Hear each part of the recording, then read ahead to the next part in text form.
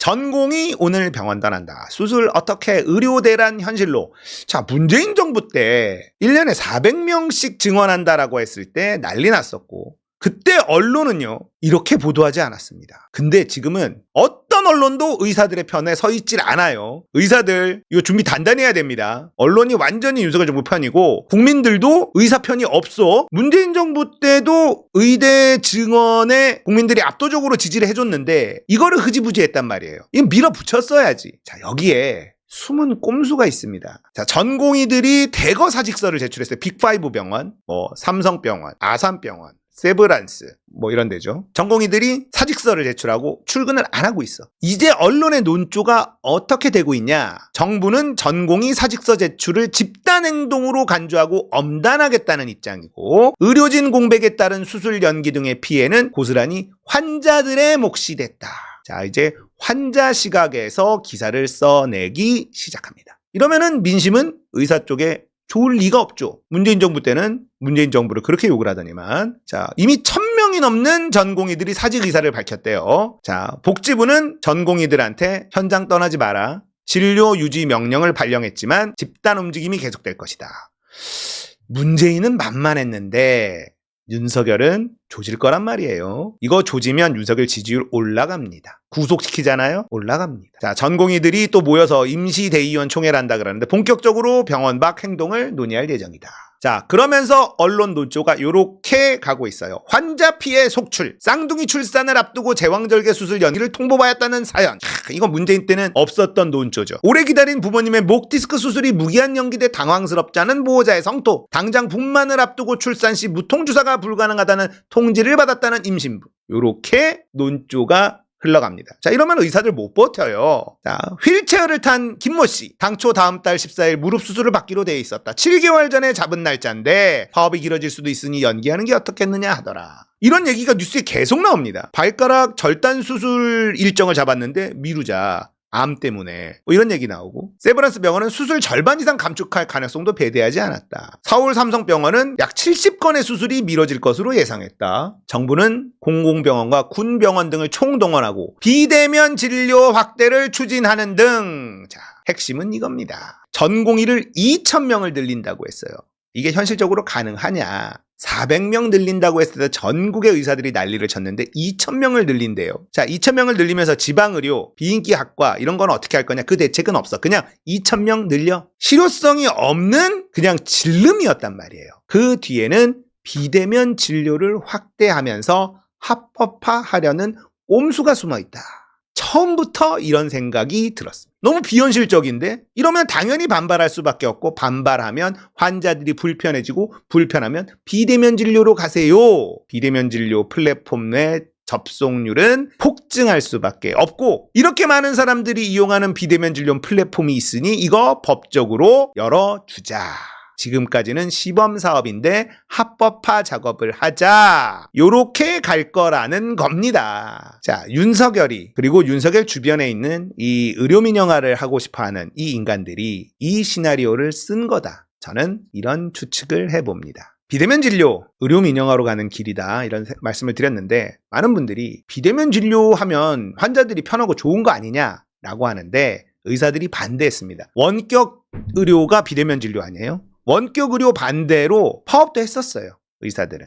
그리고 실제 비대면 진료가 코로나 때 한시적으로 재진 환자에 한해서 허용해 준 거예요. 근데 지금 시범사업이라는 이유로 초진 환자도 열어버렸습니다. 그리고 코로나가 끝나면 비대면 진료를 닫아야 정상인데 이걸 안 닫았어요. 법적으로는 불법입니다. 한시적으로 허용해 놓은 거예요. 재진 환자들은 어차피 가봐야 약을 타는 것 뿐이니까 그냥 비대면 진료로 처방전만 받아라. 이런 거였단 말이에요. 그런데 윤석열 정부 들어와서 닥터나우라든지 이런 비대면 진료 플랫폼이 생기기 시작하고 여기가 엄청나게 투자를 받고 공격적으로 덩치를 키우고 있습니다. 직원도 엄청 많아요. 아직까지 수익을 내고 있진 못하지만 곧 수익을 낼 수 있을 거라는 확신을 가지고 비대면 진료 플랫폼이 합법화된다는 확신을 가지고 공격적으로 인재도 영입을 하고 있고 확장하고 있거든요. 이거 만약에 이제 비대면 진료 문 닫습니다 이러면 얘네들 그냥 싹 다 회사들을 문 닫아야 돼요. 그러면 이렇게 공격적으로 확장할 수가 없겠죠. 윤석열 정부에 이거를 합법화 시켜준다는 확신이 있기 때문에 그렇게 하는 거고, 민주당 내에서도 유니콘팜이라는 애들부터 신현영 의원 같은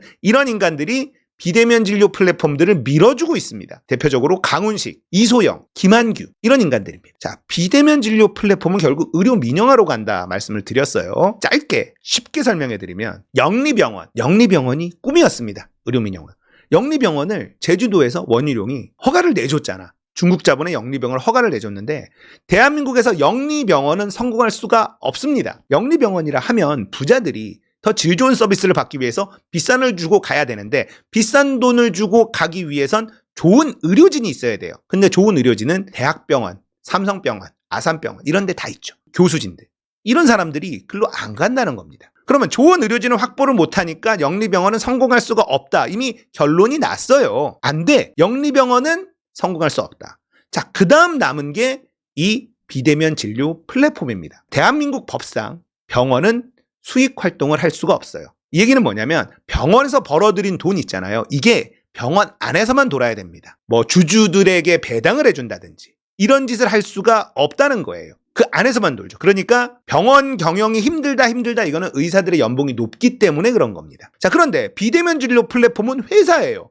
회사는 당연히 영리 목적으로 세워진 거죠. 자, 비대면 진료 플랫폼에 비대면 진료라는 의사들을 고용을 합니다. 병원 건물은 없지만 그곳이 결국 병원이 되는 거죠. 의사가 진료를 하는데 그 병원은 영리 활동을 할 수 있다. 이게 비대면 진료 플랫폼이에요. 광고를 유치하거나 보험회사와 연결하거나 회원 정보를 보험회사와 연결시켜서 수익을 내거나 여러 가지 노다지가 거기 안에 숨어 있다는 겁니다. 그래서 비대면 진료 플랫폼을 밀고 있고 의대 정원을 2,000명이라는 말도 안 되는 숫자로 늘려서 의사들의 반발을 무조건 사도록 만들고, 자, 불편을 겪으니 비대면 진료 플랫폼을 더 확대하겠다. 이거 하니까 편하죠? 이렇게 가는 거다.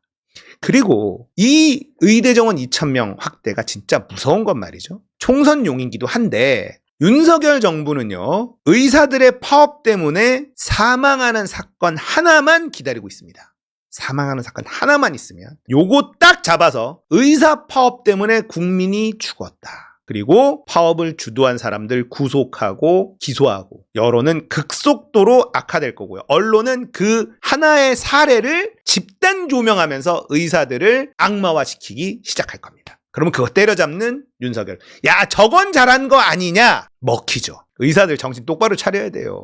이런 얘기가 나왔죠. 한동훈이 등장해서 한 500명 정도로 합의를 보고 한동훈이 영웅이 될 것이다 라는 뭐 이런 찌라시가 돌았었는데, 그래서 이준석이 약속 대련이냐 뭐 이런 얘기도 나왔었죠. 예. 의대 증원 규모가 너무 비현실적 아니냐, 약속 대련이냐, 찌라시를 받아서 한동훈이 등장해서 이거를 좀 축소시키고 합의를 해주고 뭐 이런 얘기, 뭐 이런 찌라시가 있는데, 저는 그게 아니라 국민들 누구 하나만 의사한테 제때 수술 못 받아서 사망하는 사건 하나만 터져라. 하나만 터져라. 총선 분위기 확 바꿀 수 있다. 먹히죠. 이건 먹힙니다. 의사들 잘 생각해야 돼요. 수술 미루다가 사망하는 사건 하나만 있으면 모든 언론이 그 사례, 딱 하나의 사례만 나오면 모든 언론들이 그 사례를 집중 조명하고 언론에 도배를 할 거예요. 의사들의 욕심에 국민 목숨 잃었다. 의사 파업이 환자 죽였다. 이 한 줄 헤드라인 나오는 순간요, 끝나는 겁니다, 게임. 그리고 그 사람 구속하고 그 주도한 사람들 구속하고 대대적으로 막 의사 파업 주도한 사람들 다 구속하고 막 이렇게 해봐요. 올라가죠. 아이고 일 잘한다. 얘기 나올 수밖에 없습니다. 국민의 목숨을 담보로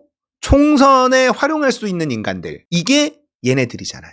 민주정부에서는 절대 할 수 없는 승부수입니다. 이런 걸 국민의 목숨을 담보로 총선 승부수를 걸어? 이건 민주정부에서는 생각하기 어렵죠. 하지만 얘네들은 할 수 있습니다. 개 돼지 중에 한두 명 죽는 거 우리한테 유리하면 활용해야지, 이런 생각을 하고 있는 인간들이기 때문에 충분히 가능한 거죠. 의대 정원 2,000명 말이 안 돼요. 이재명 대표도 2,000명 이게 너무 비현실적 아니냐, 이거 정치 쇼다, 이런 얘기를 하고 있고 현실적이지 않다. 요 뒤에 숨어있는 그림은 총선에서 재미를 보기 위한, 정말 판 뒤집어질 수도 있습니다. 디올백이든 나발이든 이거 때려잡으면서 야, 검찰 정부가 이런 건 잘하는구나. 야, 이거 무섭죠. 그리고 비대면 진료 사용하니까 편하시죠? 좋죠? 이거 합법화합시다. 요 두 가지의 숨은 꼼수가 있다. 의사들 정신 똑바로 차려야 돼요. 지금 막 파업했다가 진짜 쇠고랑차 의사면허 그냥 박탈해. 안 돌려줘 의사면허. 아이고 큰일 날라고. 조심하십시오.